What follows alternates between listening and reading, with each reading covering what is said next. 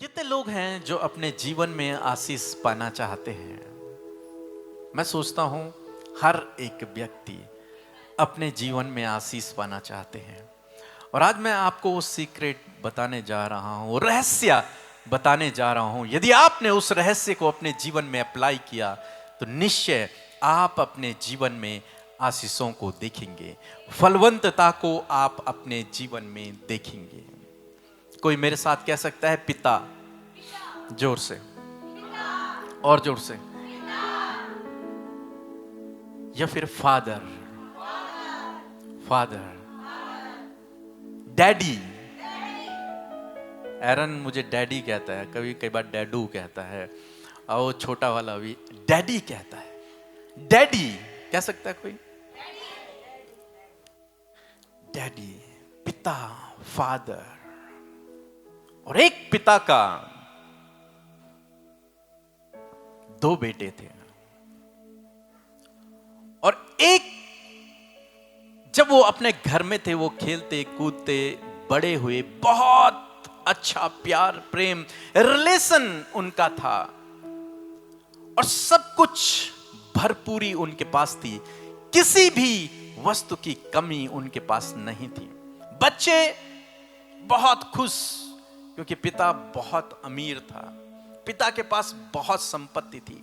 बच्चे बड़ी बड़ी कारों में घूम रहे हैं, बड़ी बड़ी गाड़ियों में घूम रहे हैं, और हर चीज लग्जरी है उनके पास, किसी चीज की कमी उन बच्चों के पास नहीं है। लेकिन एक दिन ऐसा आया जब एक बेटे को कुछ काम निकल आया, और उस बेटे ने अपने दोस्तों की सलाह ली, और उसके दोस्तों ने उसे सजेस्ट किया कि तू अपने हिस्से की संपत्ति को मांग ले अपने पिता से, और दूर चला जा, वहां एक नया बिजनेस शुरू करना, नया काम शुरू करना। और उस बेटे ने अपने दोस्तों की सलाह को माना, और उसने अपने पिता से अपने हिस्सा मांगा कि मेरी जो हिस्सा है उसे मुझे दे दे। और पिता तो भला है, अच्छा है, और उस पिता ने वो जो संपत्ति का हिस्सा था अपने बेटे को दे दिया। और जब वो बेटा उस संपत्ति को लेकर अपने पिता के घर से दूर चला गया, तो कुछ समय बाद वो बेटा, जो एक टाइम पर बहुत आशीषित था, बहुत सब कुछ उसके पास था, जब वो पिता के घर से दूर गया, तो एक समय ऐसा उसके जीवन में आया जब वो कंगाल हो गया। उसके पास कुछ भी न बचा, न पैसा, न नौकरी, न दोस्त, न घर, कुछ नहीं बचा। और वहां उसे याद आया, मेरा एक पिता है। जब वो स्ट्रगल करने लगा अपनी लाइफ में, तब उसे याद आया, मेरा एक पिता है, मेरा एक फादर है, मेरा एक डैडी है जो बहुत अमीर है। मैं उसके पास वापस चले जाता हूं फिर से। और बाइबल कहती है, जब वो बेटा फिर से अपने पिता के घर पहुंचा, वो फिर से आशीषित हो गया। Hallelujah, hallelujah. वो फिर से आशीषित हो गया। जो कुछ उसने खो दिया था, उससे कई गुना उसे फिर से मिल गया। और जानते हैं क्यों? क्योंकि वो वापस अपने पिता के घर। किसके घर आया? पिता के घर।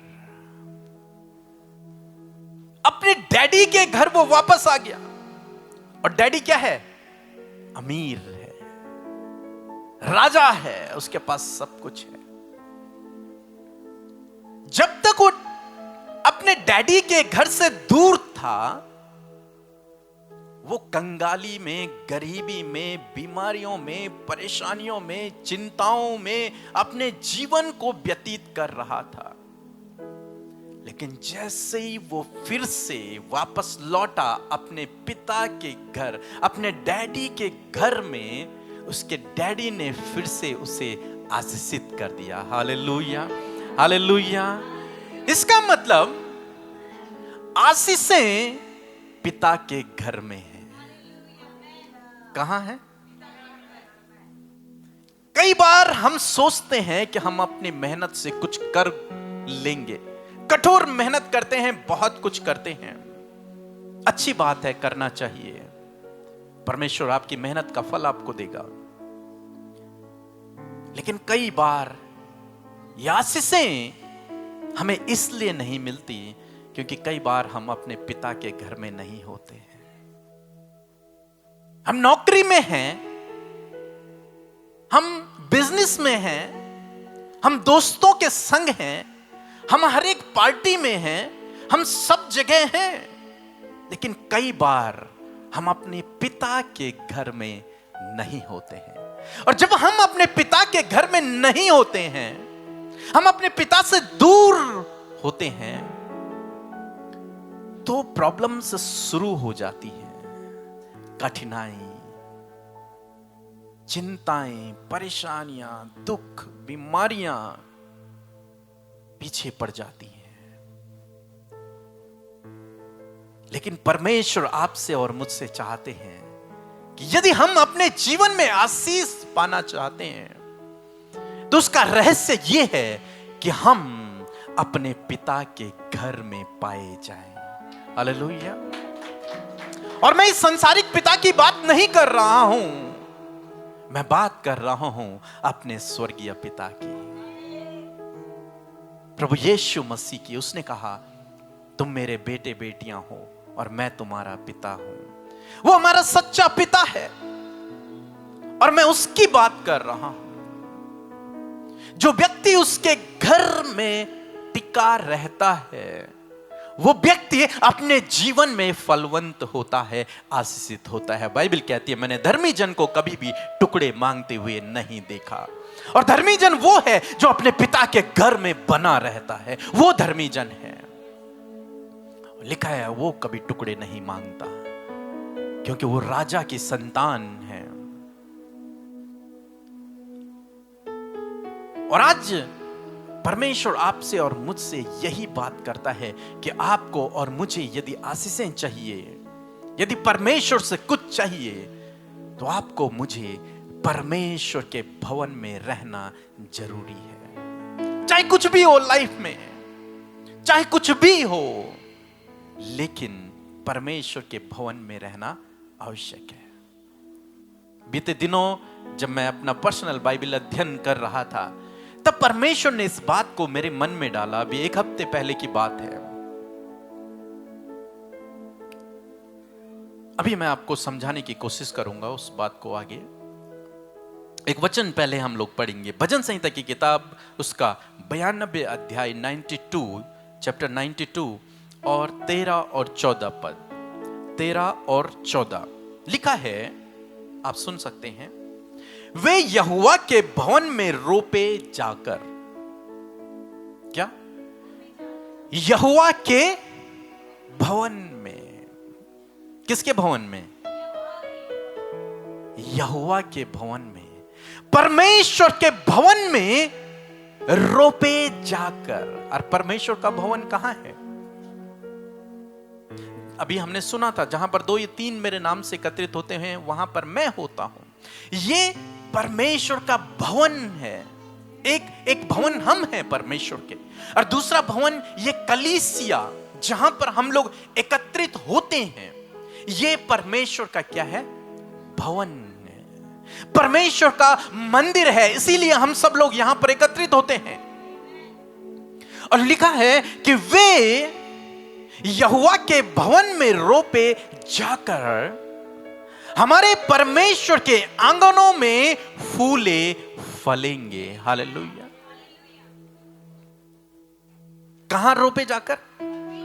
जैसे अभी हमने सुना कि भाई विकास ने कहा कि परमेश्वर चाहता है कि हम अपने बच्चों को इस भवन के लिए, इस कलीसिया के लिए दे दें। मींस अपने बच्चों को हम यहां रोप दें। रोपना समझते हैं ना? जब हम खेती करते हैं, वहां गेहूं के पौधों को हम लगाते हैं और भी चीजों को हम लगाते हैं। रोपना। अपने बच्चों को क्या कर दो? परमेश्वर के भवन में रोप दो, वहां लगा दो उनको। और न केवल अपने बच्चों को, परमेश्वर का वचन कहता है वे मीन्स हम सब जितने लोग प्रभु यीशु मसीह पर विश्वास करते हैं, वे यहोवा के भवन में रोपे जाकर हमारे परमेश्वर के आंगनों में क्या होंगे? फूले फलेंगे। मीन्स जो व्यक्ति परमेश्वर के भवन में रोपा गया है वो निश्चय फलवंत होगा। 100% वो व्यक्ति फलवंत होगा ही होगा, क्योंकि परमेश्वर की जो भूमि है वो भूमि बहुत फलदायक है। हालेलुया। वो आशीषित भूमि है। और जब एक अच्छी भूमि पर कोई पौधा रोपा जाता है तो वो फलवंत होता है, वो पौधा बहुत बड़ा होता है, उस पर बहुत फल लगते हैं। और परमेश्वर का वचन आज हमें सिखाता है कि वे यहोवा के भवन में, यानी कि परमेश्वर के भवन में रोपे जाकर हमारे परमेश्वर के आंगनों में क्या होंगे? वे फूले फलेंगे। वो ऑटोमेटिकली अपने आप आशीषित होने लगेंगे, अपने आप उन पर फूल लगेंगे, अपने आप उन पर फल लगेंगे। उन्हें कुछ ज्यादा मेहनत करने की जरूरत, मेहनत करना अच्छा है, मैं नहीं बोल रहा हूं कि मत करना, मेहनत करना सबसे अच्छा है, लेकिन उससे अच्छा यह है कि हम अपने आप को परमेश्वर के भवन में लगा दें। हालेलुया। अपने आप को, अपने जीवन को, अपने बच्चों को, अपने परिवार को हम परमेश्वर के भवन में रोप दें बस। और लिखा है 14 पद में, वे पुराने होने पर भी फलते रहेंगे। हालेलुया। जितने आप पुराने होंगे भवन में, जितने आप पुराने होते चले जाएंगे, उतना आप आशीषित होते चले जाएंगे। लिखा है कि वे पुराने होने पर भी क्या होंगे? फलते रहेंगे और रस भरे और लहलहाते रहेंगे।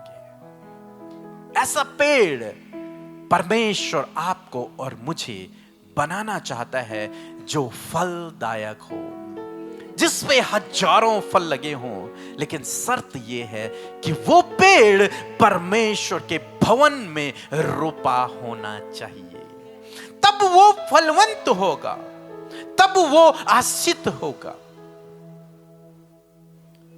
आज से 17-18 साल पहले मैंने मसीह को जाना, और जब मैंने प्रभु यीशु मसीह को जाना, मैं 18 साल की बात बता रहा हूं, तब से लेकर आज तक कोई ऐसा दिन नहीं जिस दिन मैं परमेश्वर के भवन में नहीं। हालेलुया। यहां तो मेरे पास जिम्मेदारी है, मुझे प्रचार करना है, लेकिन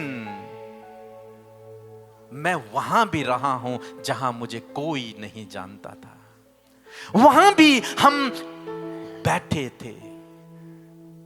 मीन्स 17 सालों में हर दिन, हर संडे, आपने जो मेरे साथ में रहे हुए लोग हैं, उन्होंने हमें हर संडे परमेश्वर के भवन में देखा होगा। और लिखा है कि वे यहोवा के भवन में रोपे जाकर, जब हमने अपने आप को परमेश्वर के भवन में रोप दिया, तो लिखा है पुराने होने पर क्या? हाँ, कई लोग सोचते हैं कि हम संडे जाएंगे और आज ही मुझे सब कुछ मिल जाएगा।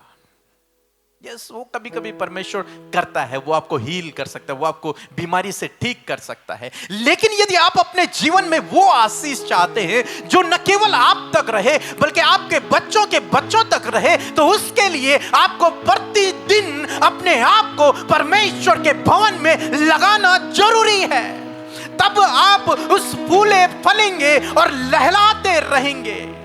तब होगा ये कब? जब आप हर संडे, हर रविवार परमेश्वर के भवन में पाए जाएंगे। कहीं भी हैं आप, दुनिया के किसी भी कोने में हैं, लेकिन हर संडे आप परमेश्वर के भवन में होने चाहिए। तब आप उसके आंगनों में फूलेंगे और फलेंगे और फलवंत होंगे। और 17 साल पहले मैंने प्रभु को जाना, और अपना जीवन या फिर अपने आप को मैंने प्रभु के भवन के लिए रोप दिया। हमारी संडे आराधना होती थी। मैं जल निगम में जॉब किया करता था और मैं डेली सुबह मॉर्निंग में ऑफिस जाता, 5 बजे तक कंटिन्यू ऑफिस में काम करता। दिन में केवल एक चाय का टाइम होता था, उसके अलावा कुछ नहीं। दिन भर काम करना है और 5 बजे बाद डेली परमेश्वर के भवन में जाना है और वहां प्रैक्टिस करनी है, वहां बाकी कामों को करना है। हर फ्राइडे हम परमेश्वर के भवन में पाए जाते थे। हर शाम को हम परमेश्वर के भवन में जाया करते थे। हर विजिटिंग में पास्टर के साथ में हम दिखाई दिया करते थे। कोई बोले न बोले, लेकिन पास्टर ने यदि कहीं जाना है तो हमने भी उनके साथ में जाना है। परमेश्वर के भवन में अपने आप को हमने रोप दिया। बहुत कम दिन रहे होंगे, यहां तक कि जब मेरे पास पैसा नहीं था मैं तब भी परमेश्वर के भवन गया। जब मैं बीमार था मैं तब भी परमेश्वर के भवन गया। कहीं भी हैं, लेकिन परमेश्वर के भवन में जाना है, क्योंकि मैं इस रहस्य को जानता था कि आशीषें पिता के घर में हैं। Hallelujah, hallelujah, hallelujah. पिता के घर में आशीषें हैं, घर के बाहर नहीं। घर के बाहर आप बहुत अच्छी जॉब कर सकते हैं, आपको 50,000 1 लाख रुपए सैलरी मिल सकती है, लेकिन वो कहां चला जाएगा आपको खुद को नहीं पता चलेगा। आशीषें पिता के घर में हैं। जब आप पिता के घर में पाए जाते हैं तब परमेश्वर आपको फलवंत करता है, क्योंकि उसका वचन झूठा नहीं, उसका वचन सच्चा है। हर संडे, हर रविवार हमें परमेश्वर के भवन में होना था। आज सुबह से ही केवल भवन की बात हो रही है। मैडम ने भी जब शुरू किया तो उन्होंने भी भवन की बात की कि मैं हर संडे भवन, जब परमेश्वर के भवन जाने के लिए तरसती थी और वहां जाया करती थी, जबकि घर वाले जाने नहीं देते थे, फिर भी मैं जाती थी। कई बार झूठ बोलकर मैं जाती थी, लेकिन मैं परमेश्वर के भवन में जाती थी। जब भाई विकास ने भी एंड किया तो उन्होंने भी कहा अपने बच्चों को परमेश्वर के भवन में रोप दो। और आज का जो मैसेज है वो भी यही है कि अपना जीवन को परमेश्वर के भवन में रोप दो, तो आप फलवंतता को अपने जीवन में देखेंगे। मीन्स ये हमारी ओर से नहीं है, ये हमारा बनाया हुआ कोई मैसेज नहीं है अपनी ज्ञान बुद्धि समझ से, लेकिन ये परमेश्वर की ओर से संदेश है हमें से हर एक व्यक्ति के लिए, क्योंकि वो अपने बच्चों को आशीषित देखना चाहता है। वो चाहता है उसके बच्चे फलवंतता में रहें, और इसीलिए वो आज ये मैसेज आपको दे रहा है कि जितना आप परमेश्वर के भवन में पुराने होंगे उतना आप फलवंत होते चले जाएंगे। और मैंने कहा कि 17 साल पहले मैंने अपने आप को परमेश्वर के भवन में रोपा। जब मैं 4,000 रुपए कमाया करता था, मैं 1,000 रुपए चर्च का किराया देता था, और मैं तब पास्टर नहीं था, तब मैं एक नॉर्मल विश्वासी था, और मेरी जो तनख्वाह थी वो 4,000 रुपए थी। उसमें 700 मुझे रेंट देना था अपने रूम का जहां मैं रहता था, और 500-1,000 रुपए का मुझे खाना भी होगा, और 1,000 रुपए मैं निकाल के परमेश्वर के भवन का रेंट देता था।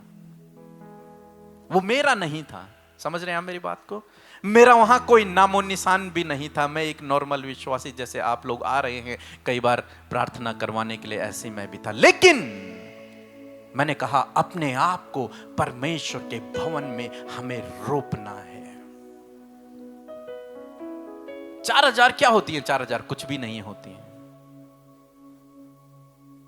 मैं इसलिए नहीं कह रहा हूं कि मैं बहुत दानी हूं, नहीं, पर लेकिन परमेश्वर का वचन आज हमें सिखा रहा है कि हमें अपने आप को, अपने जीवन को प्रभु को समर्पित करना है।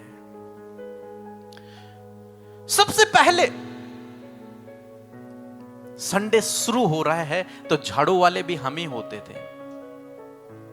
सबसे पहले हमें वहां आना है। पास्टर तो बाद में आते थे, लेकिन पहले हमें चर्च में होना है। सबसे पहले झाड़ू मारने के लिए, सब कुछ सेट करने के लिए, अपने इंस्ट्रूमेंट सेट करने के लिए सबसे पहले हमने होना है। अपने आप को परमेश्वर के कार्यों के लिए रोप देना है उसके भवन में। और जब आप अपने आप को उसके भवन में रोप देंगे तो आप अपने जीवन में बहुतायत की आशीषों को देखेंगे, जो हम आज देख रहे हैं अपने जीवन में। अब कई लोगों को तो यकीन भी नहीं होता। एक दौर हमारे जीवन में ऐसा भी रहा होगा जब हमने 4,000 रुपए कमाए होंगे। एक दौर ऐसा भी रहा होगा जब हम कर्ज में रहे होंगे। एक दौर ऐसा भी रहा होगा जब शायद हमारे पास घटी कमी रही होगी। यकीन नहीं होता लोगों को। अब लोग सोचते हैं ये बहुत अमीर हैं, लेकिन मैं आपसे कहना चाहूंगा ये परमेश्वर की आशीष है, क्योंकि हमने अपने आप को परमेश्वर के भवन में रोप दिया। और जब आप अपने आप को परमेश्वर के भवन में रोपते हैं तो उसने वादा किया है कि तुम फूलोगे और फलोगे, तुम आशीषित होगे, और उसका वादा झूठा नहीं है।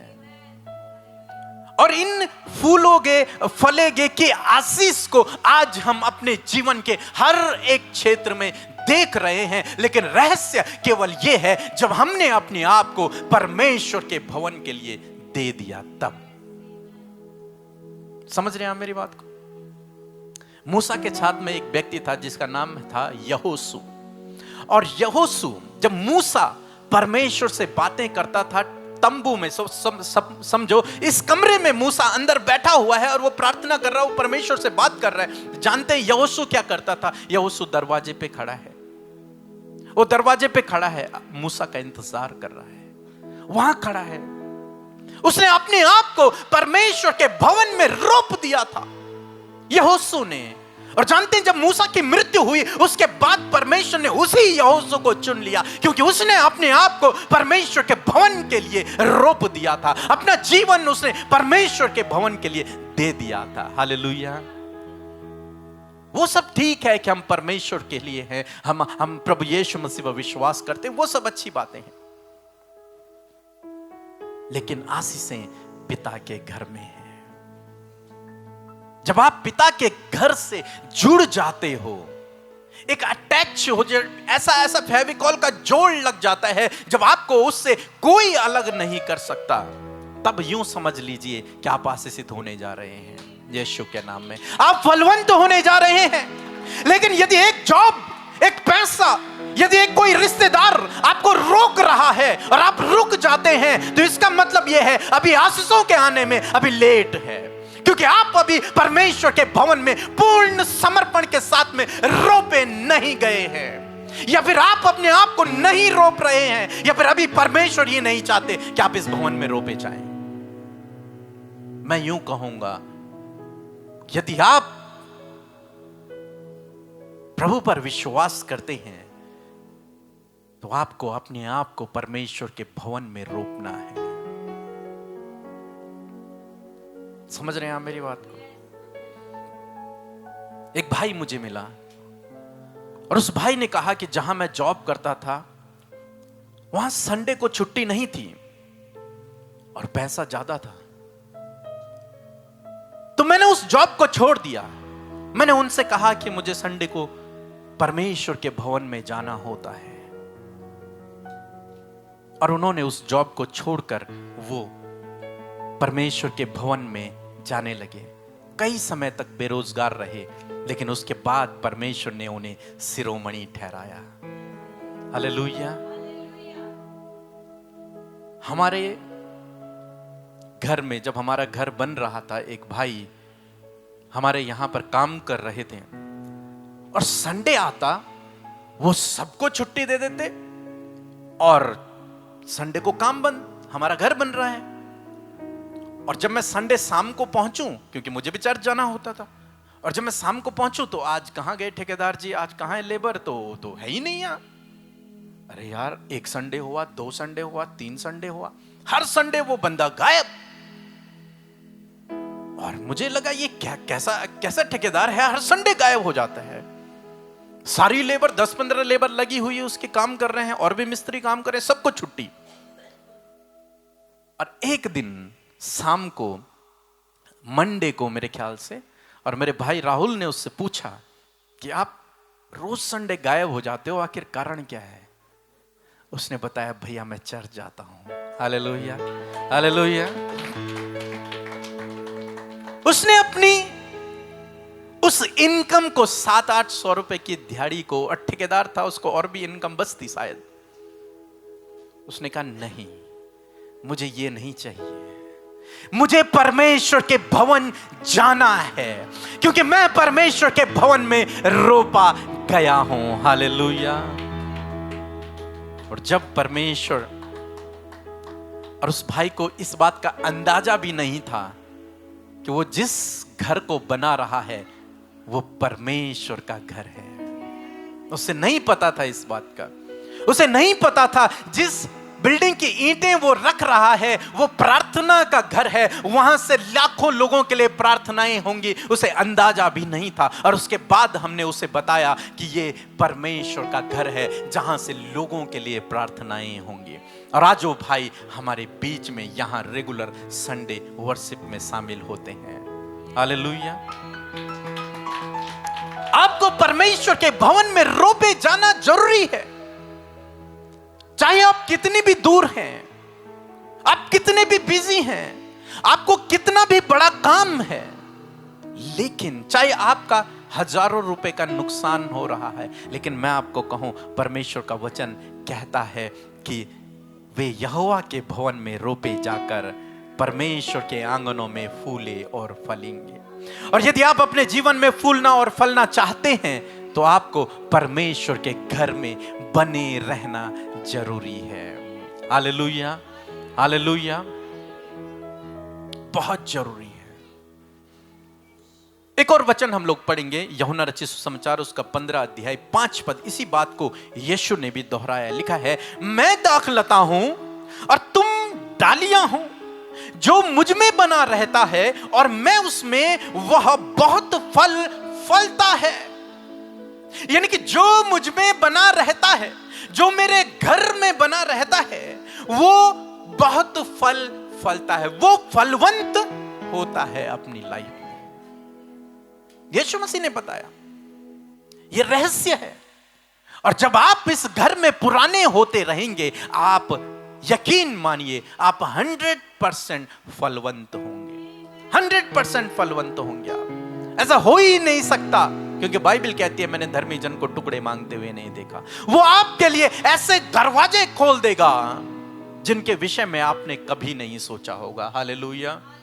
ऐसे मार्ग वो आपके लिए बना देगा जिनके विषय में आपने कभी नहीं सोचा होगा, बशर्ते आपको अपने जीवन को, अपने आप को, अपने परिवार को परमेश्वर के भवन में, यदि आप प्रभु यीशु मसीह में विश्वास करते हैं, तब मैं इस बात को कह रहा हूं कि अपने आप को परमेश्वर के भवन में आपको रोप देना है, और आप देखना आप फलवंत होंगे यीशु के नाम में। मैंने कहा था, जब मैं बीते दिनों प्रार्थना कर रहा था, अभी लगभग 1 हफ्ते पहले, और मैं बैठा हुआ था, मैं प्रार्थना कर रहा था, वहां परमेश्वर ने मुझसे थोड़ा सा बातचीत करना शुरू किया। और परमेश्वर ने कहा कि एक स्त्री का गर्भ जैसे है परमेश्वर का भवन। यह परमेश्वर का भवन मानो एक स्त्री का गर्भ है। और जब इस गर्भ में कोई बीज रोपा जाता है तो यह गर्भ उसे पालता पोसता है।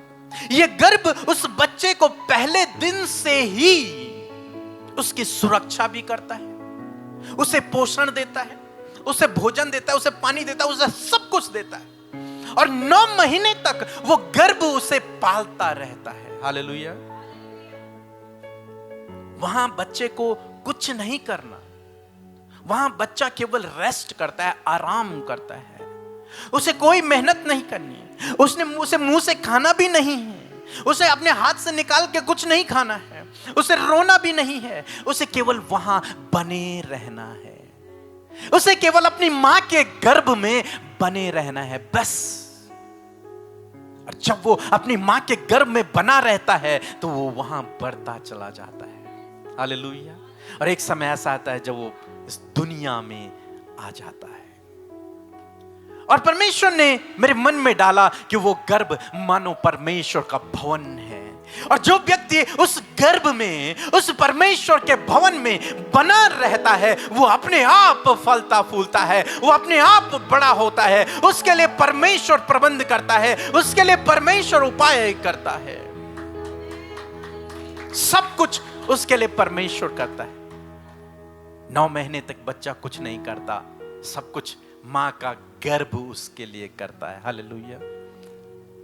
ऐसे ही परमेश्वर आपके लिए करेगा जब आप परमेश्वर के भवन में रोपे जाते हैं, जब आप उस गर्भ में बने रहते हैं तो आप फलवंत होते चले जाते हैं, आप बढ़ते चले जाते हैं।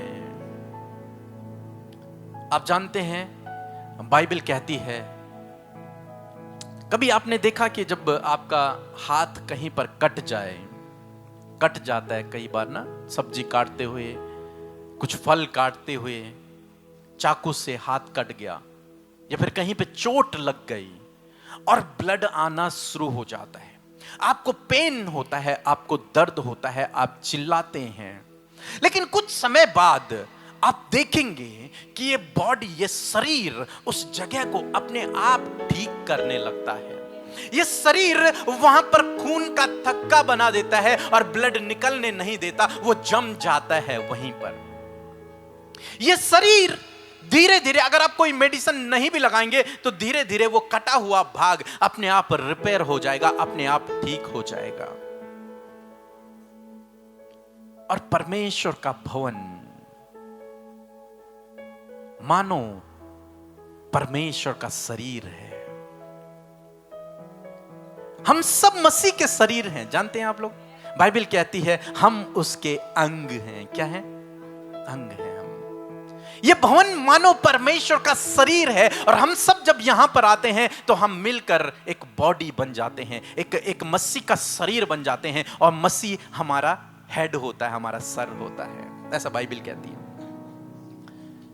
जानते हैं, जब आप परमेश्वर के भवन में बने रहते हैं, जब आप उसकी बॉडी से चिपके रहते हैं, बाइबल कहती है तुम में से हर एक, कोई हाथ है, कोई पैर है, कोई आंख है, कोई कान है, कोई जीभ है, कोई दांत है, कोई होंठ है, कोई गाल है। पता है ना? पढ़ा है आप लोगों ने? नहीं पढ़ा तो आप जरूर से जाकर पढ़ें। बाइबल कहती है हम में से हर एक ऐसे हैं, तब मिलकर हम एक मसीह की देह बनाते हैं। और जब हम सब लोग उसके शरीर में जुड़े रहते हैं, और कोई प्रॉब्लम यदि आपके जीवन में आ गई, तो मैंने कहा शरीर उसे अपने आप ठीक करता है। क्या करता है?